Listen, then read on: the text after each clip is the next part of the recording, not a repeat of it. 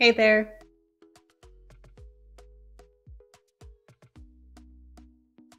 Welcome back, people, and a huge welcome to my Thrival Tribe. If you haven't met me before, my name is Lexi Tommy, and this is my Thrival Guide. Every Thursday, I sit down, I talk to you about how to get your life together. It's a fun little channel on adulting, and it's going to help everything in your day-to-day go much smoother. So stay tuned today and subscribe below so I can keep coming back at you every Thursday. So how are you? I hope things are going super well for you today. And if I'm the first one to check in with you, I am so thrilled because I have some really great tips for you today. Today, we're going to talk about another barrier that we all come across in our day. And that is the ultimate feeling of overwhelmed.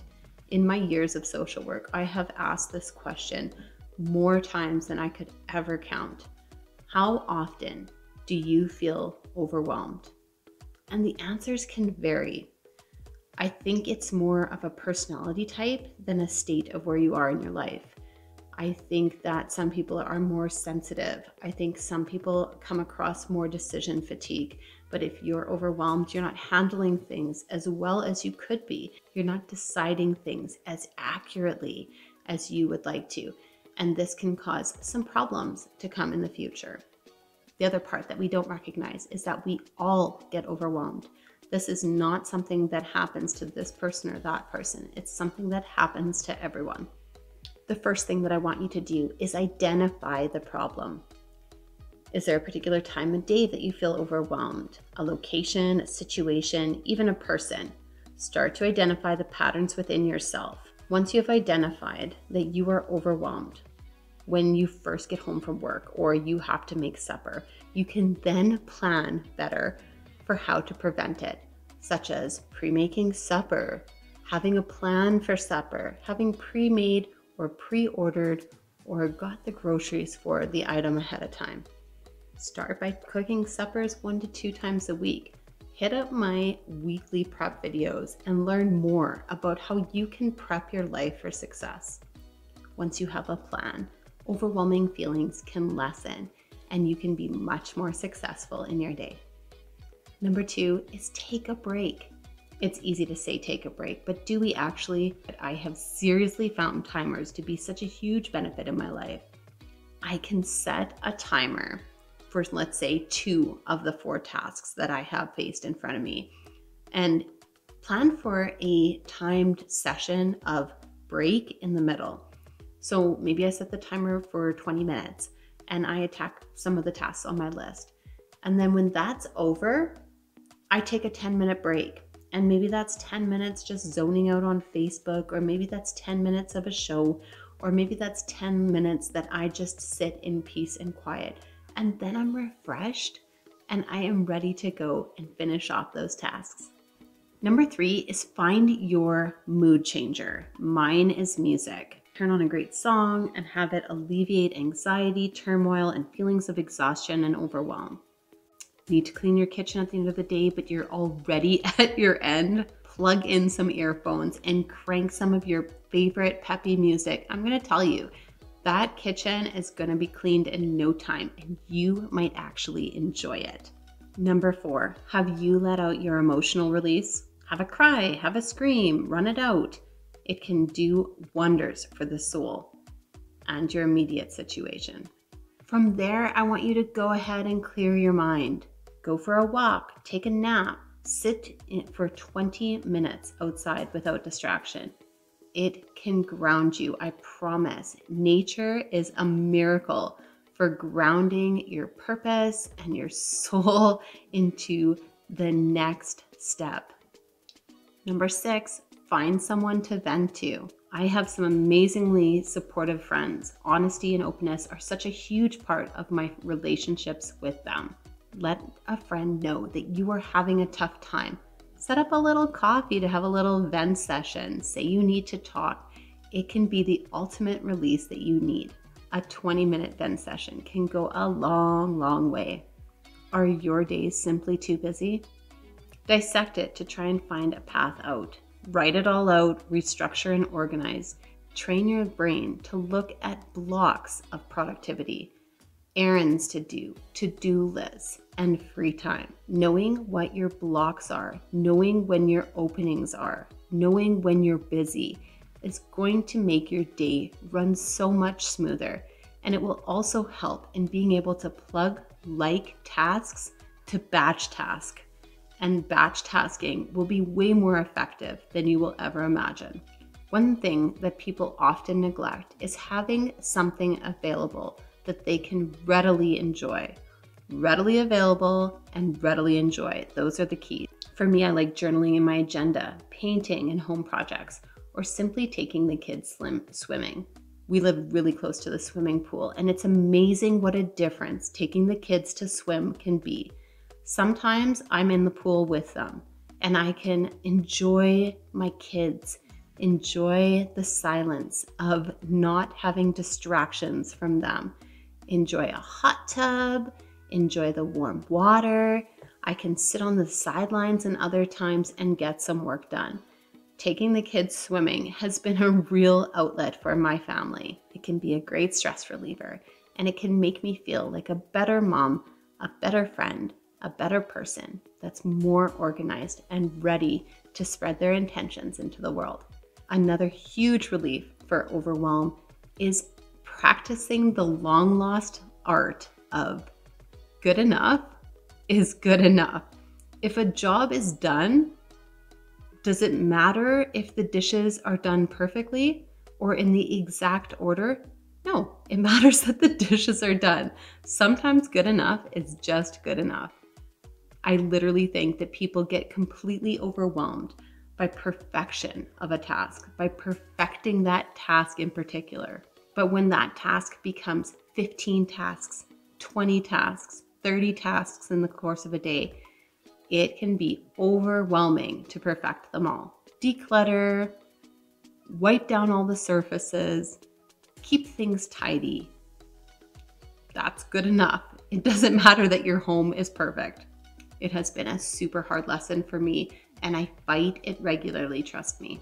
When I become overwhelmed now, I try to remind myself that good enough is good enough.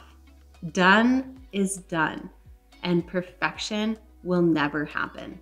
These simple statements have added real balance and value to my life. It has reduced stress and anxiety and feelings that I need to have it done perfectly or figure it all out. Fight or flight is really another barrier that I have found in keeping your life from becoming overwhelmed. Running around scattered or staring into space, shocked and paralyzed, these reactions can be triggered by decision fatigue, time restrictions, and a long to-do list. But the reaction itself is often the biggest barrier. Pull a tip from earlier, set a timer, and push through. Sometimes all you need to stop the madness is to simply prepare. Stop and make a plan. Any plan. Get it out of your head, write it down on paper. Crossing it off can be so satisfying. Once you have your plan, compartmentalize it. Group it into general categories, errands, home, things others can help with. From there, go ahead and batch like things together. I talked about this a little earlier, but it's so important. Do you have a bunch of errands? Set a time slot for those errands to be done without interruption. Even map them out so that you have an efficient route to all of the locations in one easy, straightforward trip. It is going to save you a ton of time and frustration. Are you cleaning your house? Batch like things together. Move through your house with a system. I like to go and gather everything that doesn't belong into a room into a laundry basket, and I move through my house that way. So first things first, when I go to clean my home, I take my laundry basket and I go from one side of the home to the other.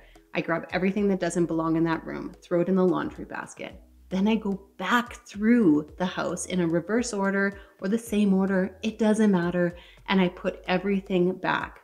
It's a great way of tidying up and getting everything back to its home. From there, I wipe everything down, but I move through the house with a system of tools. The sprays, the cloths that I wipe with. Maybe if I need some paper towel, I'll do that too. A garbage can. It's all important in my tool list for cleaning my house.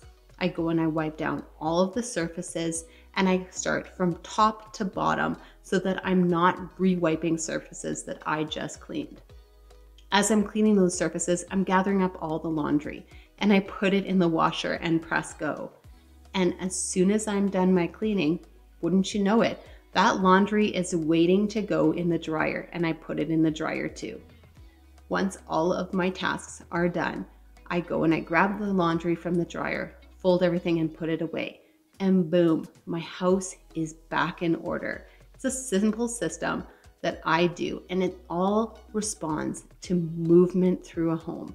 Being able to reduce your fight or flight that paralyzes you or makes you run from your home by putting a system into place will be all you need to get things done efficiently.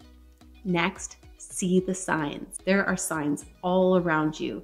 You are speeding up, rushing around, feeling unfocused, feeling lost, confused about what you are doing and what is next. Identify when this is happening. Check in with your emotional state and your emotional self so that you can see the triggers for when you're getting worked up. Because if you can see the signs before the event happens, you can prevent the event from happening at all. If you see yourself getting worked up, take a couple minutes, go outside for a quick walk, go sit on the couch for a timed even 5 minutes, and just breathe. It's going to make all the difference for avoiding those triggers in the first place. It's going to make all the difference for preventing those triggers from multiplying and creating a state of overwhelm. Next, create a team around you. Are there tasks that can be easily assigned to one of your family members, one of your support team members? Can you delegate and accomplish more together? Is there someone that you can just simply curl up next to and say, I need a hug? Because I'm going to tell you, that can change the game in every situation. Getting your support team, getting your team around you can make a big difference, whether they're covering one of the tasks on your list or just hugging you until the next round. Having your support team can make your life so much more enjoyable. It can reduce your feelings of overwhelm and get you ready for the next round. Lastly, understand that there are limitations and that you have limitations. Remember that you are only one person. You are efficient and always searching for the next level, but you are still just you. If this video helped you, let me know in the comments below. Like and subscribe so I can keep coming back to you every Thursday. I want to thank everybody who comes back to this channel week after week. I could not do this without you. Welcome, Thrivers, to my Thrival Tribe. We'll see you soon.